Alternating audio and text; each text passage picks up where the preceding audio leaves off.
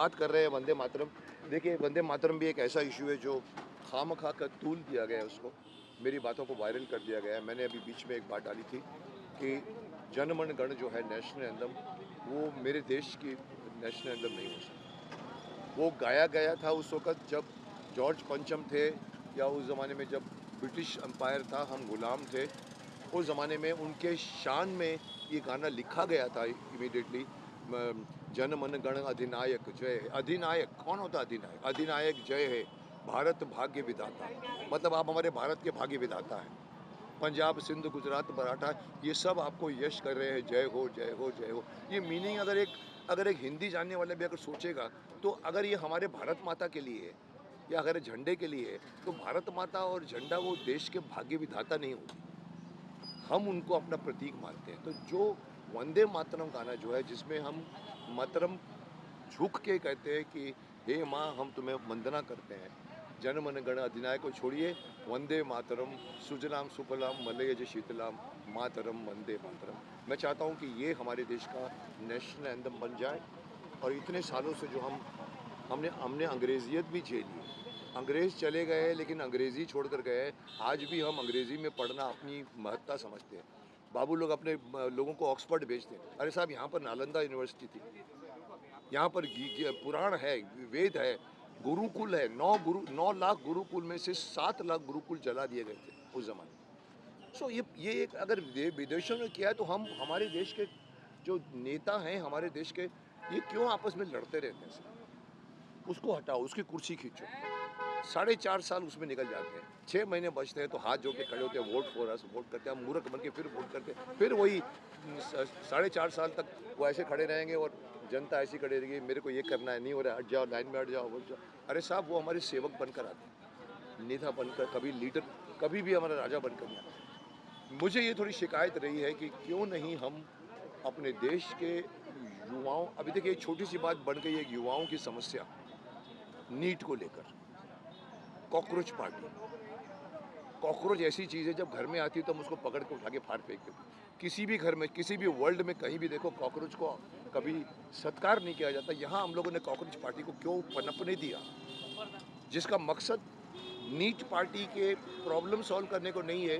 वो पीछे खड़े होकर बंदूक चला रहे हैं, मोदी जी को हटाओ, धर्मेंद्र प्रधान को हटाओ, मिनिस्टर को हटाओ। अरे लीक हुआ है पेपर, पेपर लीक वाले को पकड़ो ना, अगर आपकी रियल मंशा।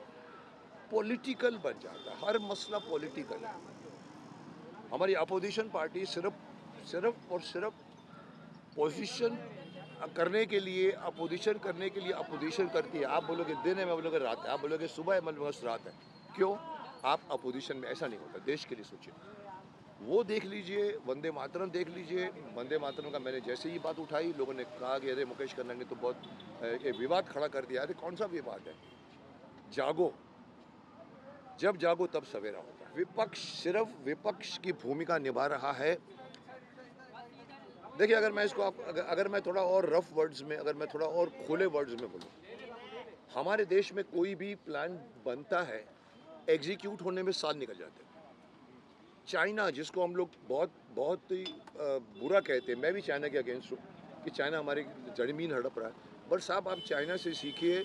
चाइना की अगर आप आज की फ़ोटोज़ देखें, उनकी रोड्स, उनके पुल, उनके दुनिया भर की प्रगति, उनकी बिल्डिंगें। हमारे यहाँ के नेता कहते हैं हम मुंबई को शंघाई बना देंगे। अरे छोड़िए ना, मुंबई को पहले आप मुंबई को मुंबई तो बनाइए, शहर तो बनाइए।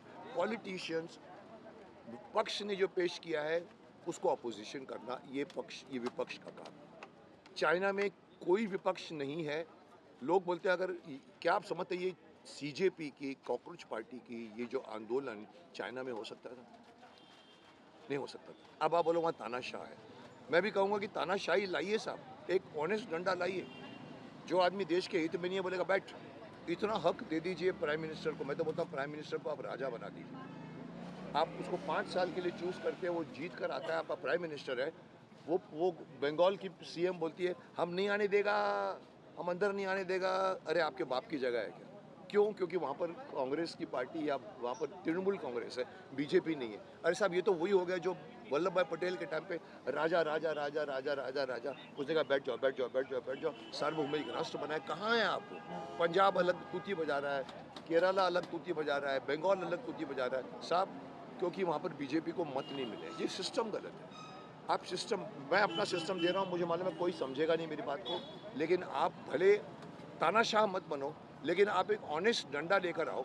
जो आदमी देश के लिए नहीं बोलता है उसको बोलो बैठ, और जो आदमी, मैं तो यहाँ तक बोलता हूँ पार्लियामेंट में विपक्ष करती क्या है, 1 महीने का सेशन या 1.5 महीने का मुझे नहीं मालूम, 1 महीने में से 30 दिन में से 25 दिन तो धरना, बाहर निकल जाते हैं, काम नहीं होने देते हैं। साहब आपको एक एक दिन का भत्ता मिलता है, हर एमपी को अटेंड करने का 1 दिन का पता नहीं कितने हज़ार मिलते हैं, वो बंद कर दीजिए आप। जिस दिन आपने काम नहीं करने दिया उस दिन उसको भत्ता मत दीजिए। मैं तो यहाँ तक बोलूँगा कि जिसने अगर पार्लियामेंट को नहीं चढ़ने दी जाए उसकी सदस्यता निकाल दीजिए। आप हमारे लिए काम करने गए थे, आप अपनी बात मनाने के लिए, झगड़ा करने के लिए नहीं गए थे। सो विपक्ष अपनी जिम्मेदारी के हिसाब से अपनी भूमिका नहीं निभा रहा, मुझे शिकायत है। आपको अगर लगे कि अगर पक्ष, अगर मोदी जी, देखो मोदी जी के नाम से उनको पता नहीं क्या नफरत है, क्या है, मोदी जी को तो नहीं बैठने दूंगा। अरे तुम्हारे पास कौन सा नेता है मुझे बताओ ना, मोदी जी ने कुछ तो किया है?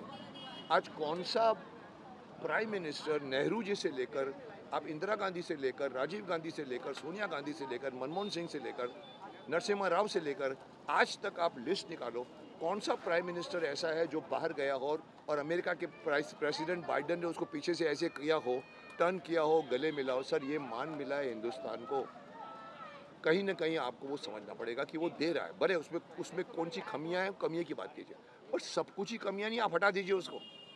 हटाने से क्या होगा यार? आज धर्मेंद्र प्रधान को हटाने से क्या होगा? एक पेपर लीक के मामले में अगर आप प्राइम मिनिस्टर को हटा दोगे तो प्रॉब्लम तो सॉल्व नहीं होगा। आप तो सिर्फ अपनी अपनी रोटी सेक रहे हो। अरे यार चलो किसानों का आंदोलन गर्म है, चलो चलो किसानों के आंदोलन के पीछे बढ़ जाते हैं, खालिस्तान पीछे बढ़ जाता है। ये नीट आंदोलन गर्म है, चलो चलो जाके पीछे बढ़ जाते हैं। राहुल गांधी जाके गुजरात में बैठ के छात्राओं के आंदोलन कर रहा है, कर क्या रहे हैं आप? मजाक बना रखा है। I am very much against people who don't work for country, they are only interested कि ये गद्दी हमको मिल जाए। अरे आप करने क्या वाले हो? आपके पास कौन सा नेता है बताइए? माफ़ करना, कांग्रेस के पास बहुत नेता थे, आज कांग्रेस के पास, मैं ओपनली बोलता हूँ, कौन सा नेता है? राहुल गांधी, सोनिया गांधी, जो खड़ी होकर बोलती है बंद करो बंद करो बंद करो, ओपनली कैमरे के सामने बोल रही है वंदे मातरम की, ये बंद करो बंद करो बंद करो। अरे क्या हिम्मत है आपकी? और उनको फिक्र नहीं है, दे आर नॉट बॉदर्ड। सिखाओ, एक रूल पास करो जो देश के हित के लिए नहीं होगा, पार्लियामेंट में उसको बैठने नहीं दिया जाएगा। शर्मिला टैगोर जी,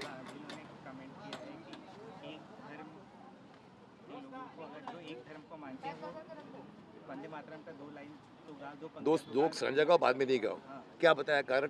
कि जो एक ईश्वर को मानता है, एक गॉड को मानता है, वो हमारे देवी देवताओं को नहीं समझेगा। इसलिए आप क्या करो, ये जो बिगिनिंग के 2 स्टैंजा रखो, बाकी किसी को समझ में नहीं आएगा, और धर्म के लोगों को मिलाना चाहते हो। क्या बचकाना वाली बात है? इतनी अच्छी एक्ट्रेस, इतने अच्छा काम कर चुकी है, बंगाल में से निकली है, टैगोर फैमिली से निकली है, और वो ये नहीं समझती कि आपके बंगाल में काली माता, देवी माता की जितनी पूजा होती है पूरे देश भर में नहीं होती। तो हम क्या बोलेंगे कि वो अभी नवाब फैमिली में गई है तो क्या चेंज हो गई है? वो नवाब फैमिली में जाके धर्म चेंज कर दिया उसने। आज ये बातें, ये जो बात कर रहे हैं वो इररिस्पॉन्सिबल बात, वो सब हो सकता है अपना पक्ष कहने के टाइम पे कुछ आदमी मुझको भी पकड़ते हैं, अब उनको ट्रोल हो रही है, आप क्या बोलते, हो सकता है उसका मतलब कुछ और होगा, उनका मतलब कुछ और होगा कि बाकी के 4 अंतरे इनको समझ में नहीं आता। पर इनको समझ में नहीं आता है उसका कारण ये नहीं है, उनको ये नहीं है कि देवी देवता हमारे पास क्यों है, हमारे पास नहीं है, हम नहीं मानते। उनका ये है कि हम सिर्फ खुदा के सामने झुकते हैं, हम माता के सामने भी नहीं झुकते हैं, और हमारी परंपरा में माता पिता के सुबह उठ के पैर पड़ने पड़ते हैं। और उन्होंने शुरू से कहा कि हम ये नहीं गाएंगे, हम वंदे मातरम नहीं बोलेंगे, हम बोलेंगे हे माँ तुझे सलाम। सलाम बोलते हैं, आप वंदना नहीं कर सकते। आप उसको हिट करके बैठे हुए जो रहमान साहब का भी माफ़ करना, बाकी काफ़ी बातें बोल गए हैं, वो हमारे देश ने उसका मान दिया है, पर एंड में धर्म बीच में आ जाता है।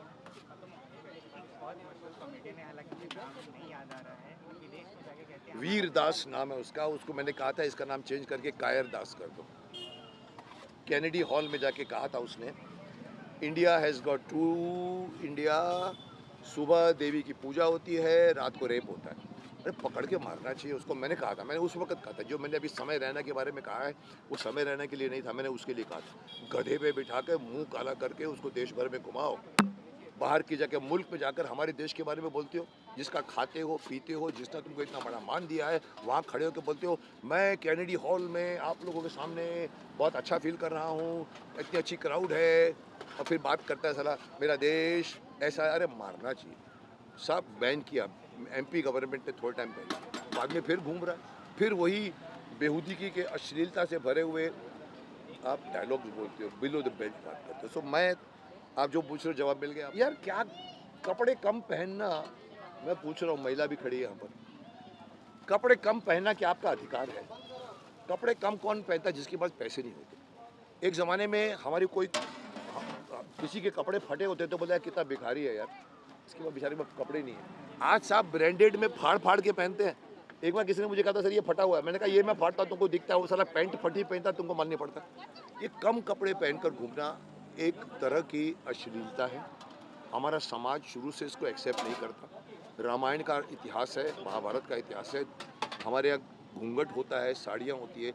ये विदेशी FTV आया था एक ज़माने में।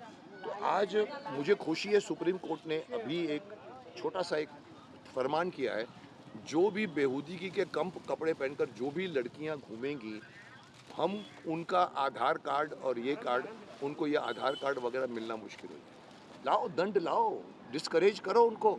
देखिए मुझे हैरानी ही नहीं हुई, मैं स्तब्ध रह गया। एक लड़की 17 से 20 साल की लड़की ओपनली कैमरे के सामने होकर ऐसी माँ बहन की गालियाँ दी, मैं सुनने में शर्मा गया, उसको बोलने में शर्म नहीं आ गई। और मुझे नहीं, पूरे देश ने नोट किया। सिर्फ नोट नहीं किया, CJP ने नोट किया, क्योंकि वो बुलवा रही थी। वो लड़की जो बाद में कोशिश किया, उसने अपनी छोटी बहन को खड़ा करके बोला मैं तो माइनर हूँ, माइनर नहीं थी वो, चीटिंग हुई इसके अंदर हुई। वो लड़की ने, और इसके अलावा एक वो नहीं थे, कम से कम 10-12 लोगों ने मोदी जी के मदर को लेकर विदेशी PM इटली के उसके खिलाफ बोल कर गई। आज इटली के PM ने भी धमकी दी है कि मैं एक्सपोज करूँगी आप लोगों को, तो आपको मालूम नहीं पड़ेगा क्या कर रही हूँ। वो मुझे बहुत हैरानी हुई। मैं इतना बोलता हूँ, जो भी लड़का लड़की बोल के गया है, उनको लगा कैमरा मेरे पास है, पूरा हिंदुस्तान देख रहा है, बोला अरे ये तो ये कर देना चाहिए, अरे ये तो कर। उनको मालूम है जो बोल के गए उनके माथे पे लिखा गया। आगे जाकर न उनको कभी वीज़ा मिलेगा, न उनको कोई अच्छी नौकरी मिलेगी। कोई भी बड़ा आएगा, अच्छा तुम वही लड़की हो ना जिसने गाली दी थी, हटाओ उसको। Now they are realising it. उस वक्त जोश था या पैसा था? हो सकता है पैसा दिया होगा। ये सब इन्फ्लुएंसर्स थे, पकड़ के आए थे जिनका यूट्यूब चैनल, आइए आप इधर आके बोलिए। मतलब कुछ नहीं था। आपको बात करो नीट की, आप बात कर रहे हो मोदी के चरित्र की और मोदी के माँ की बात कर रहे हो। ये बीच में डिफरेंस आपको समझ में आना चाहिए। तो मैं बहुत ही ओपनली मैंने उसको कहा था, फिर लेकिन बाद में मैंने रियलाइज़ किया कि ये जेन जी नहीं है, ये जेन जी में घुसे हुए कॉकरोचेस हैं। एक गंदी मछली तालाब को गंदा कर देती है। ये पीछे से देखो कोई भी स्कूल का स्टूडेंट, जैसे ये लड़का है या ये जब कॉलेज में पढ़ने वाले हैं, इनको बोलो तलवार लेकर तुम किसी का गला काटो, कभी नहीं करेंगे वो। नेपाल में किया गया, नेपाल में गर्दनें काटी गई हैं। वो गर्दन काटने वाले स्टूडेंट नहीं थे, पीछे आए हुए आतंकवाद, जो जिसको हम लोग बोलते हैं भीड़ में घुसा दो, मारो मारो पीटो, भीड़ होती है। ये जो कुछ भी जो है ये लोग, मैंने रियलाइज़ किया, मैंने कहा था अगर ये जेन जी है तो मुझे अपने देश के भविष्य की चिंता हो रही है।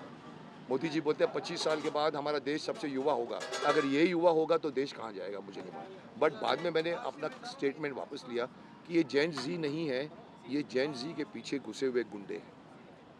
जेन जी कभी ऐसे नहीं करेगी, मैंने उनके फेवर में भी बोला। पर जेन जी को बहुत कुछ सीखना पड़ेगा।